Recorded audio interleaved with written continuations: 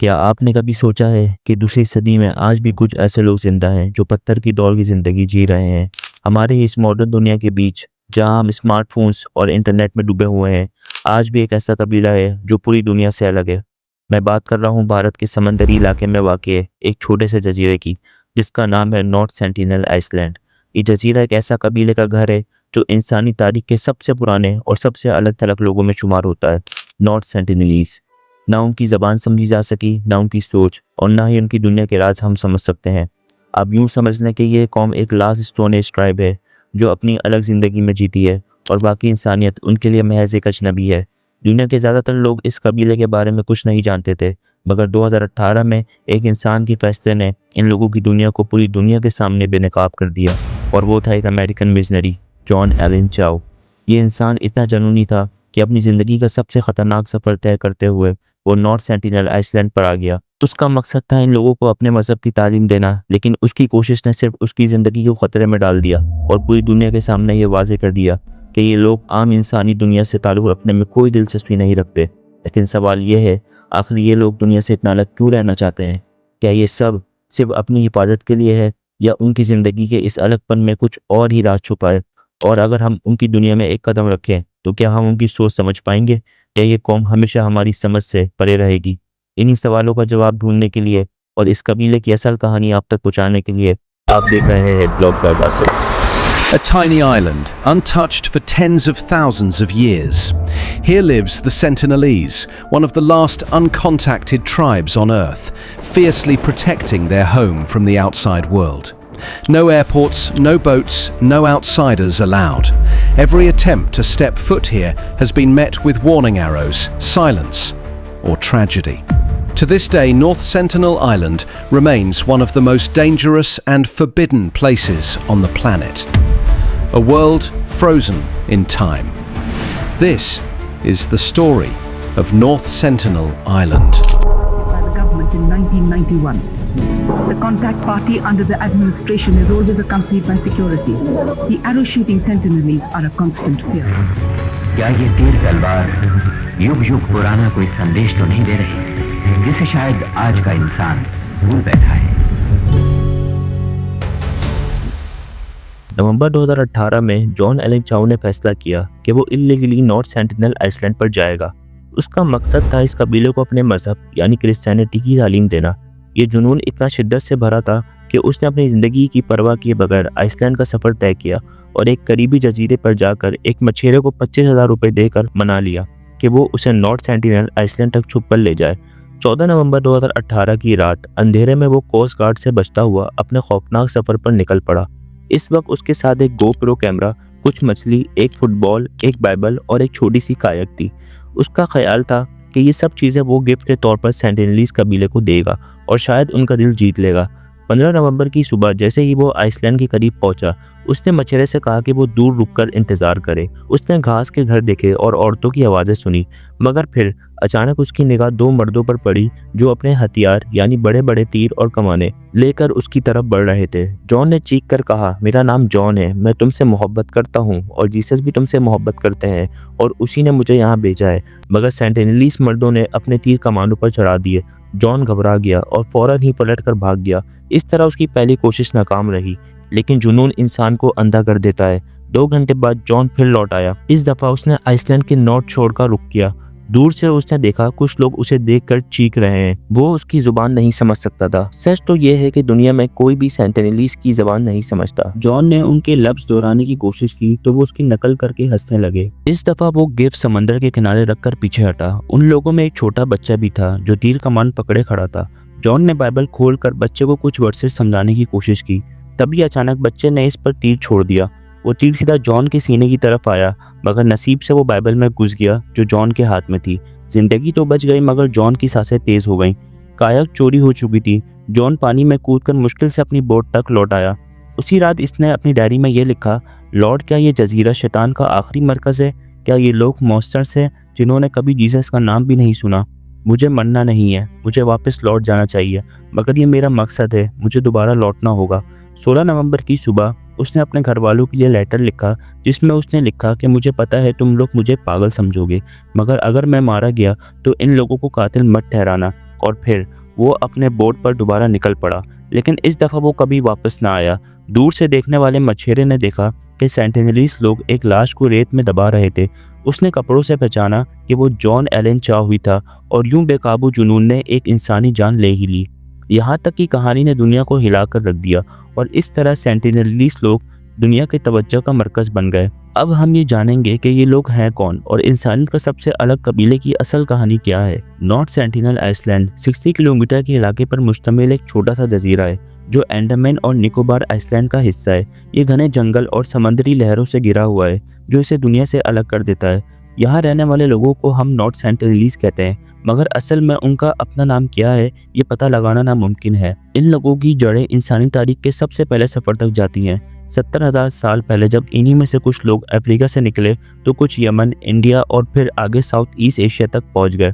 इसी सफ़र में कुछ लोग ऐसे भी थे जो छोटे छोटे जजीरों पर रुक गए और हमेशा के लिए बाकी दुनिया से कटकर रह गए। दर हकीकत सेंटिनलीज उन्हीं लोगों के असल वारिस हैं। ये वो लोग हैं जो कभी खेती बाड़ी नहीं सीख पाए, ना उन्होंने लोहे की तलवारों का दौर देखा और ना शहरों का और ना ही इंडस्ट्रियल रेवोल्यूशन का। ये आज भी शिकार करके, मछली पकड़कर और जंगल के फल तोड़कर अपनी भूख मिटाते हैं। ये सब कुछ हमें ये तस्लीम करने पर मजबूर कर देता है कि ये वाकई इंसानियत के आखिरी स्टोन एज ट्राइब हैं। हज़ारों साल गुजरने के बावजूद सेंटिनलीज लोग अपने दुनिया में बंद हैं। ना तो इन्होंने किसी से मिलने की कोशिश की और ना ही कभी अपना जजीरा छोड़कर दुनिया दरियाफ्त करी। सिर्फ वही ज़िंदगी जीते रहे जो उनके अजदाद जीते थे। पहली बार तारीख में नॉर्थ सेंटिनल आइसलैंड का जिक्र 1771 में हुआ जब ईस्ट इंडिया कंपनी के एक जहाज़ ने दूर से जजीरे पर रोशनी देखी, मगर असल मुलाकात हुई 1867 में जब एक इंडियन मर्चेंट शिप 100 मुसाफिरों के साथ इस जजीरे पर टकरा गई। सेंटिनलीज ने उन पर अचानक ज़बरदस्त हमला कर दिया और ये साबित कर दिया कि ये इंसानों के किस हद तक खिलाफ हैं। इसके बाद 1880 में एक British officer Maurice Vidal Portman इस मिशन पर निकला कि सेंटिनलीज लोगों को सिविलाइज करेगा। उसने उनके घरों तक जाकर एक बुजुर्ग जोड़े और 4 बच्चे उठवा लिए और पोर्ट ब्लेयर ले आया, मगर बुजुर्ग कुछ ही दिन में मर गए क्योंकि उनके जिस्म बिल्कुल भी इस काबिल नहीं थे कि मॉडर्न दुनिया की जरासीम को बर्दाश्त कर सकें। ये देखकर बच्चे फौरन ही वापस भेज दिए गए, मगर मुमकिन है कि वो भी अपने साथ ऐसे वायरसेस ले गए हों जो उनके कबीले के लिए जहर के बराबर हो सकते थे। यही था वो पहला जख्म जिसने सेंटिनलीज लोगों के दिल में बाकी दुनिया के लिए नफरत और खौफ डाल दिया। शायद इसीलिए आज तक वो किसी भी बाहर वाले को देखते ही तीर छोड़ देते हैं, क्योंकि वो नहीं चाहते कि बाहर के लोग इनकी ज़िंदगी को ख़राब करें और इनकी नस्लों को तबाह कर दें। लेकिन ये सिलसिला यहाँ नहीं रुकता, क्योंकि सेंटिनलीज के इस जारिहाना रवैये के बावजूद दुनिया ने उनके साथ ताल्लुकात कायम करने की कोशिश जारी रखी। और इसकी सबसे बड़ी मिसाल हमें 1967 में मिलती है जब पहली दफ़ा एक ऑफिशियल इंडियन एंथ्रोपोलॉजिस्ट त्रिलोकनाथ पंडित अपनी टीम के साथ आइसलैंड पर गए। साइंटिस्ट, आर्म फोर्सेस और नेवी के लोग भी उनके साथ थे। वो सेंटिनलीज लोगों का फुटप्रिंट पर तकरीबन 1 किलोमीटर तक चले, लेकिन कोई सामने ना आया।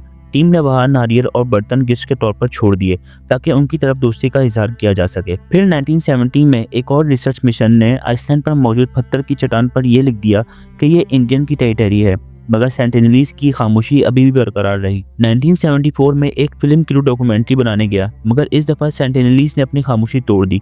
तीरों की बरसात शुरू हुई और फिल्म के डायरेक्टर प्रेम विद्या की रान में तीर घुस गया। उनकी तरफ से दिए गए गिफ्ट, जिसमें एक जिंदा सूअर, कुछ नारियल और एक डॉल शामिल थी, सेंटिनलीज ने सब कुछ मारकर रेत में दफन कर दिया। शायद ये उनका तरीका था ये कहने का कि हमें कुछ नहीं चाहिए, हम अपने हाल में खुश हैं। फिर 1981 में एक मर्चेंट शिप प्रिमरोज तूफान की वजह से आइसलैंड के करीब फंस गई। सेंटिनलीज ने दोबारा हमला करना चाहा, लेकिन मुसाफिरों ने किसी तरह अपना बचाव करके 1 हफ्ते बाद हेलीकॉप्टर से रेस्क्यू हासिल कर लिया। मगर इस दफ़ा सेंटिनलीज का सामना एक ऐसी चीज़ से हुआ जो बाकी दुनिया के लिए आम थी, और वो चीज़ थी लोहा। उन्होंने शिप के टुकड़ों से लोहा निकाला और अपने तीर और भाले बनाए, यानी पहली दफ़ा उन्होंने बाकी दुनिया की एक चीज़ को अपनी ज़िंदगी में शामिल कर ही लिया। ये सब वाक़यात हमें दिखाते हैं कि सेंटिनलीज सिर्फ एक चीज़ चाहते हैं, अपनी अलग पहचान और अपना सुकून। मगर फिर भी 1991 में एक ऐसा वाक़या हुआ जिसने सबको हैरान कर दिया और एक नया सफ़र शुरू किया। साल 1991 में पहली दफ़ा ऐसा हुआ कि सेंटिनलीज लोगों ने किसी आउटसाइडर पर हमला नहीं किया। हुआ कुछ यूं कि इंडियन एंथ्रोपोलॉजिस्ट मधुबाला चट्टोपेरे एक छोटी सी टीम के साथ आइसलैंड के करीब गईं। उनके हाथ खाली थे, सिर्फ तोहफे के तौर पर कुछ नारियल साथ ले गईं, और हैरानी की बात यह हुई कि सेंटिनलीज ने वो नारियल खुशी के साथ कबूल किए और उनके साथ घुल मिल भी गए। बाद में मधुबाला ने बताया कि एक सेंटिनलीज मर्द ने तीर और कमान उन पर ताना था, लेकिन एक औरत आगे आ गई। उसने उसका हाथ नीचे कर दिया और ज़मीन पर इशारा करके कहा कि छोड़ दो, और वो मर्द आसानी से मान गया। यानी पहली दफा सेंटिनलीज ने किसी आउटसाइडर को अपने जजीरे की रेत को छूने दिया। ये एक छोटा मगर तारीखी लम्हा था जो उनकी रिवायत में एक नई चमक लाया, मगर ये लम्हा ज्यादा देर का मेहमान न बन सका। 1991 के बाद दोबारा कांटेक्ट करने की कोशिश की गई, लेकिन फिर वही पुराना मंजर सामने आया, तीरों की बरसात और शदीद गुस्से का इजहार। 1997 के बाद इंडियन गवर्नमेंट ने फैसला किया कि अब मजीद कोशिश बेकार है। उन्होंने एक नई पॉलिसी बनाई, आइस ऑन हैंड ऑफ, यानी उनका जजीरा दूर से मॉनिटर होगा मगर उनकी ज़िंदगी में कोई दखल नहीं दिया जाएगा। अगर वो अपने हालात में खुश हैं तो उन्हें वैसे ही रहने दिया जाएगा। इसी फैसले के पेश नज़र जब 2004 का सुनामी अंडमान और निकोबार आइसलैंड को तबाह कर गया और करोड़ों जिंदगियां मिट्टी में मिल गईं, तो ऑफिशियल हेलीकॉप्टर लेकर सेंटिनल आइसलैंड के ऊपर गए ताकि देखें कि वहाँ के लोग जिंदा बचे हैं या नहीं। हेलीकॉप्टर देखकर सेंटिनलीज ने उन पर तीरों की बरसात कर दी, जिससे यह वाज़ेह हो गया कि ये लोग ठीक हैं, जिंदा हैं और अपना जजीरा बचाने की पूरी ताकत रखते हैं। सुनामी के बावजूद वो कौम मजबूत खड़ी रही। उनके जजीरे का एक हिस्सा 1.5 मीटर तक उड़ गया था, मगर फिर भी उनकी ज़िंदगी वैसे ही चलती रही। इसी तरह वक्त गुजरता गया और दुनिया का उन तक पहुंचने का शौक कम होता गया। लेकिन फिर नवंबर 2018 में जॉन एलन चाउ ने उनकी तरफ रुख किया और उसका अंजाम हमेशा के लिए उन्हीं रेतों में दफन हो गया। ये वाकया दुनिया को एक बार फिर याद दिला गया कि सेंटिनलीज किसी से ताल्लुक नहीं रखना चाहते। अब आखिर में हम ठीक उसी सवाल पर आ पहुंचते हैं कि क्या हमें सेंटिनलीज को उनकी अपनी दुनिया में छोड़ देना चाहिए या उन तक सिविलाइजेशन पहुंचानी चाहिए। एक तरफ वो लोग हैं जो कहते हैं कि हमें उन्हें नए दौर की सहूलतें दिखानी चाहिए, मगर दूसरी तरफ वो लोग हैं जो कहते हैं कि उनका सुकून उनकी आइसोलेशन में ही है, क्योंकि जितनी दफ़ा भी उनकी ज़िंदगी में हम गए हैं, हम उनके लिए बीमारी, नुकसान और तबाही लेकर आए हैं। नॉर्थ सेंटिनल आइसलैंड असल में दुनिया का आखिरी दरवाज़ा है जो इंसानियत की बुनियादी कदम तक खुलता है, जहां लोग आज भी स्टोन एज की ज़िंदगी गुजार रहे हैं। ना शहरों का बोझ, ना टेक्नोलॉजी का दौर, सिर्फ जंगल, समंदर और अपनी रिवायत। और शायद उनकी असली बेहतरी इसी में है कि वो अपनी दुनिया को हिफाजत से संभाले हुए हैं। शायद हमें उन्हें वैसे ही छोड़ देना चाहिए, एक जिंदा निशानी के तौर पर कि इंसान ने अपनी जड़ों को कभी पूरा नहीं छोड़ा। अगर आपको ये कहानी पसंद आई हो तो वीडियो को लाइक करें, कमेंट में अपना फीडबैक दें और चैनल ब्लॉग बाय बासित को सब्सक्राइब करना ना भूलें। तब तक के लिए अल्लाह हाफिज़।